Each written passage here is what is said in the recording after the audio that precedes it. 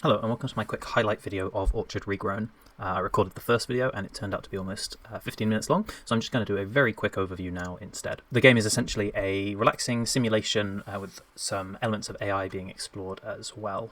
It simulates a nice little garden for you where you can grow flowers, trees, mushrooms, create little machines to automate your garden, and bees to cross-pollinate your flowers. There's a store here where you can unlock different categories of items to use, as well as a job board which just shows you some little tasks you can do.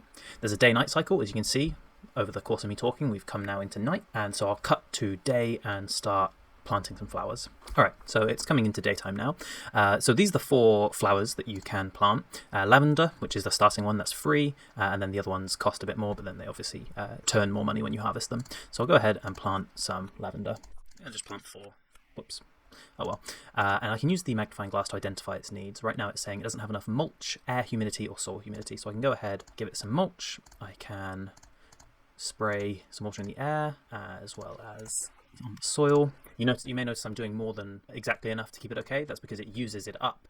And so I'm just giving it a little over so it will have more room to use it up before it gets too low. It can also, however, be too high, so you have to be careful to balance it. But if the water does go too high, then you can always dry it out with the hand dryer there. That's pretty much how the basics of planting and growing works. Trees are pretty much the same, except they cover a larger area. They create some shadow around them, which lowers the light in the tiles around them, and their roots also bleed into tiles around them.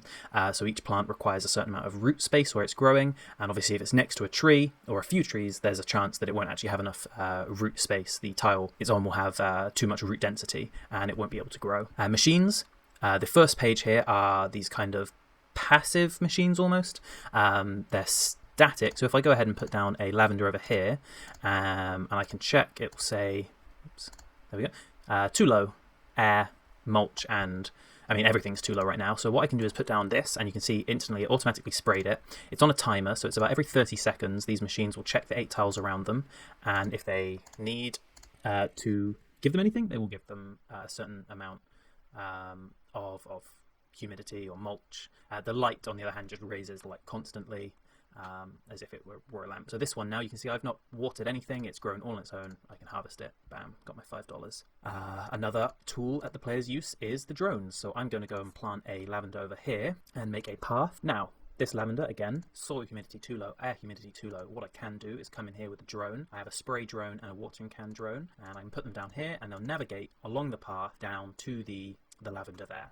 And now if this path were to be demolished, or the flower to be demolished, they can dynamically change their path as they're going, as well as change their target if their target no longer exists. Tiles have a certain amount of humidity, both air and soil. If either of those becomes saturated, which is a set amount, then the excess over what they've been saturated gets dispersed to adjacent tiles, and as well a percentage is lost to evaporation. So naturally the water levels can kind of fall and rise in tiles around as the water kind of flows and gets evaporated away. That's pretty much everything. The mushrooms, again, very similar to the flowers, just more inclined to grow at night. Okay, and then the final thing to show are the bees. So what I can do is plant flowers with some pollination sticks in the middle. Now if I come in here with a beehive, it's going to slowly produce bees which will visit the different flowers, and it will take a little of their pollen with them, and when they then move over these pollination sticks, if they're carrying enough pollen, they have a chance to create a crossbreed of the flowers that they have visited. So there we go, this one has created crossbreed here. How this works is all the things it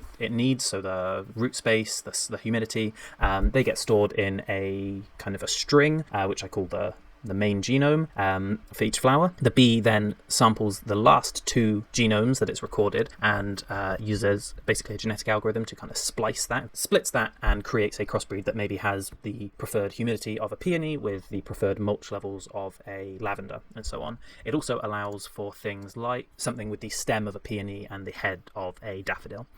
We may see that now. There we go. So yeah, we have this.